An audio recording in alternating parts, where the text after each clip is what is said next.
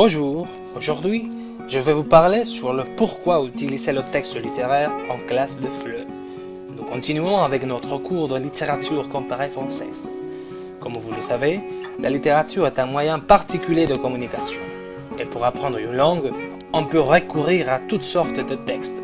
Articles de presse, textes administratifs, mots d'emploi techniques, publicités, de la poésie, etc. Alors, on se pose encore une question. Pourquoi encore faut-il faire appel à la littérature dans l'enseignement-apprentissage de la langue? Pour répondre à cette question, il faudra encore se poser une autre question. Pourquoi apprendre une langue?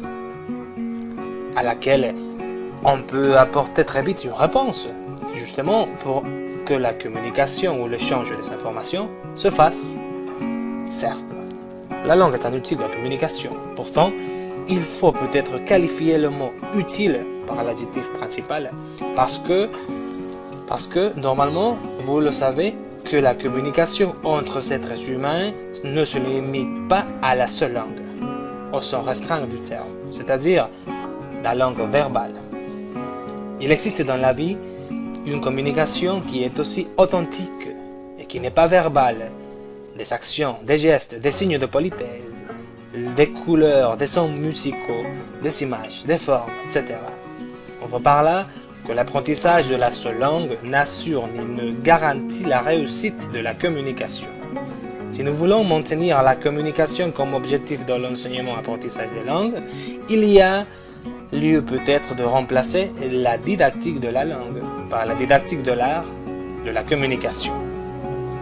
Ou bien, nous pouvons élargir le champ sémantique du terme langue et le considérer comme tout système de signes linguistiques ou non linguistiques.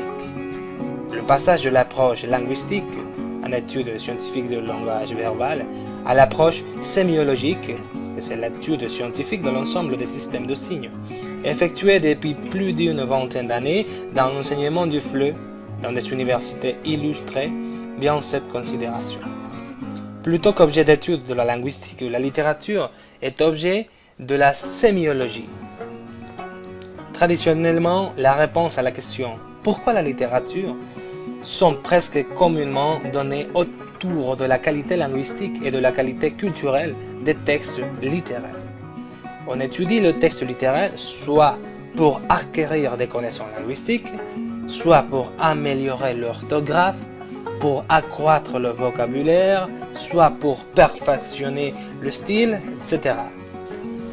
Même soit pour acquérir des connaissances culturelles, partager des savoirs, des expériences, un mode de vie, une vision du monde. Mais le problème est que d'autres genres de textes ne remplissent pas ce même visée. Alors, où réside la particularité du texte littéraire par rapport à ces autres textes? La littérature est faite de la langue, certes, mais c'est une forme particulière de la langue, destinée à servir de moyen particulier de communication. La littérature assume son rôle en recourant surtout à la fonction poétique, comme vous le voyez dans l'image, du langage. C'est dans le texte littéraire que l'on peut le mieux apprendre cette fonction particulière de la langue. Et voilà une réalité, nous le croyons, qui n'a pas été suffisamment soulignée dans la didactique traditionnelle des langues. Un texte littéraire ne traite pas la langue de la même façon qu'un texte non littéraire.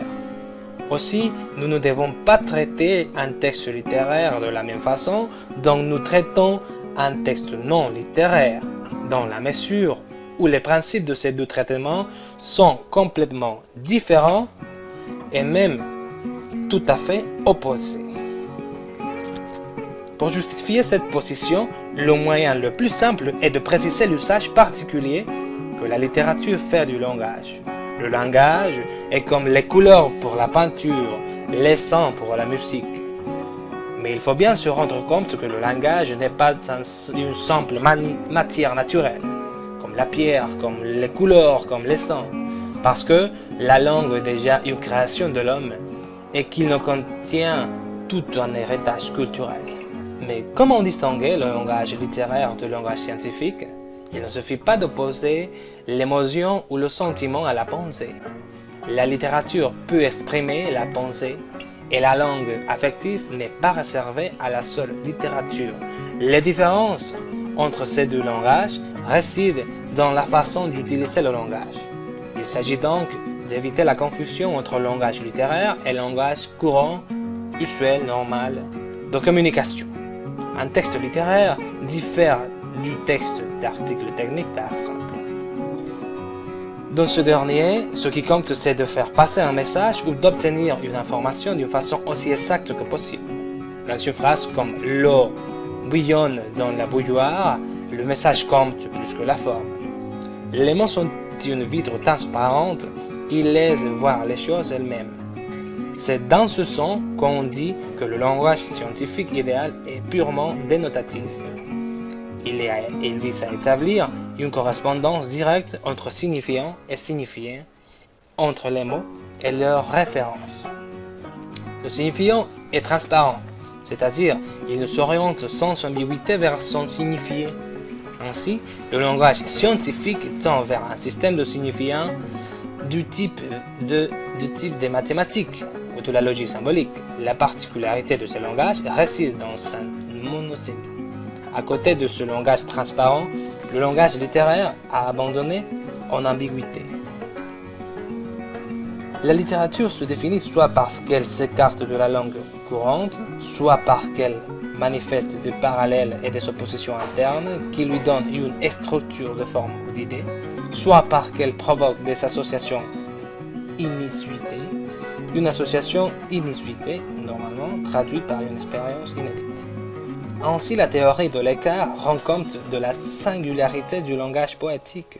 Dans une phrase telle que « Le bonheur en partant m'a dit qu'il reviendrait », le message ou l'information n'est plus des bits directs, naturels ou logiques de la fonction dénotative du langage. Ici, les signifiants ne nous s'orientent plus vers leur signifié, sinon nous serions effrayés par un fait vraiment absurde. Les mots ne sont plus des supports d'information, mais plutôt des éléments constituant d'une forme. Ce qui fait sens ici, ce ne sont plus les mots, mais la forme constituée des mots.